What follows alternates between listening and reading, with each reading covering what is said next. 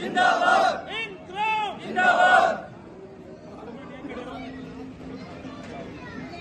देखो भाइयों, ऐसा है, आज आप सभी के सपोर्ट से, सभी के आशीर्वाद से बेरोजगार युवाओं के लिए एक नया घर, एक नया ठिकाना जहां महेश नगर में रिद्धि सिद्धि पर स्थापित किया है।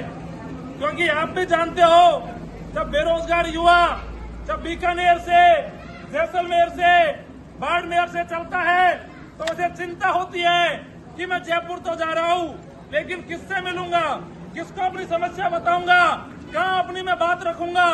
तो साथियों, आपको अब इस बात की चिंता करने की जरूरत नहीं है।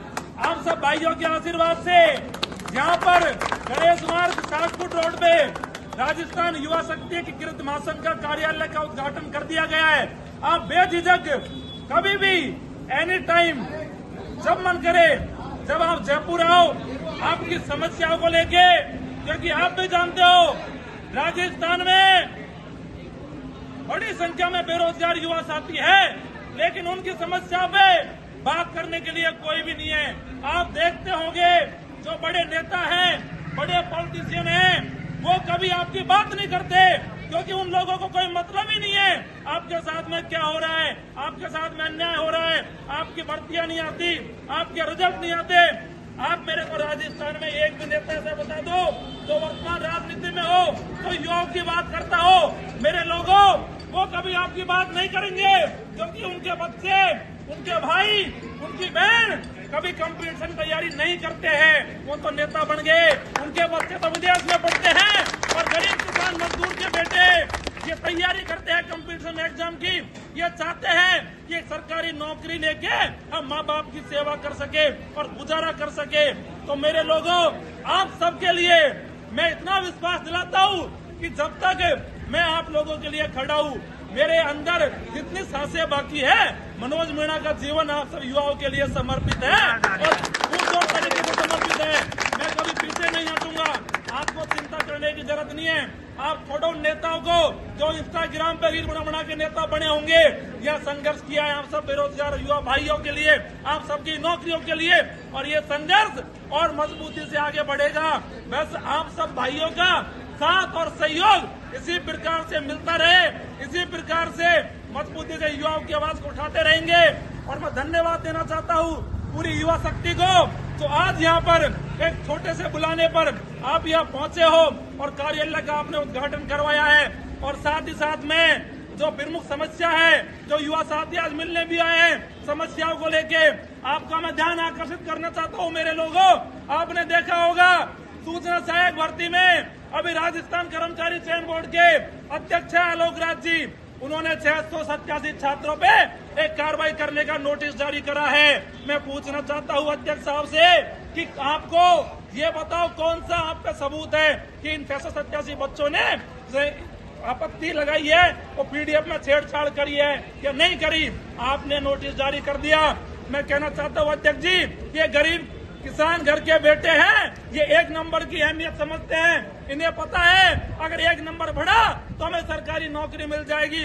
और आपको अगर कार्रवाई करनी है तो आप बिल्कुल करिए, हम आपके साथ हैं। कार्रवाई करने को बहुत सारी भर्तियों में घोटाले हुए हैं, पीटीआई भर्ती हो, चाहे लाइब्रेरियन भर्ती हो, चाहे रीट भर्ती हो, चाहे वीडियो भर्ती हो, पटवार भर्ती हो, जयन भर्ती हो, कितने सारे फर्जीवाड़े हैं। आप उनको पकड़िए और इस भर्ती में जिसने पीडीएफ के साथ में छेड़छाड़ करिए आप उसको पकड़िए, लेकिन आप बेगुनाहों पे कार्रवाई मत करिए। ये बेरोजगार युवा है, मैं आपसे कहना चाहता हूँ, इनकी दुआ बढ़ा भी देती है और इनकी बददुआ गिरा भी देती है। तो कभी बेरोजगार युवाओं की बददुआ लेने का कार्य मत करिए आलोक राज जी। और आज सभी युवा शक्ति के साथ में जो यहाँ पहुंचे हैं मेरे युवा भाई, आप सबकी मांग को लेकर कर्मचारी चयन बोर्ड चलेंगे। यहाँ से अपन पैदल मार्च करेंगे यहाँ तक, जो मेन रोड है रिद्धि सिद्धि का, उसके बाद में कर्मचारी चयन बोर्ड चलेंगे और फिर अध्यक्ष से मुलाकात करेंगे और उसके बाद में डीवाईटी विभाग में सूचना सहायक पद वृद्धि की मांग को लेकर भी बात करेंगे। आपकी जो भी तमाम मांग है, चाहे परमिशन के लेके हो, चाहे रीट का रिजल्ट को लेके हो, चाहे तमाम भर्तियों की मांगों को लेके आपके साथ में मजबूती से प्रयास करेंगे, कोशिश करेंगे। साथियों, मैं आपसे कहना चाहता हूँ आप कभी कमजोर मत पड़ना। जब तक मैं खड़ा हूँ आपको चिंता करने की जरूरत नहीं है। आपके पास मेरे नंबर है, आप ट्विटर अकाउंट में जुड़े हो, आप कभी फोन कर देना, कभी बोल देना कि मनोज भाई ये काम है। आपका मनोज भाई आपके लिए 24 घंटा हाजिर रहेगा। इस बात को लेकर मैं कभी भी ये नहीं करूंगा कि मैं यहाँ हूँ या नहीं हूँ। आप सबके लिए मैंने फिर कह रहा हूँ, पूरा जीवन समर्पित है।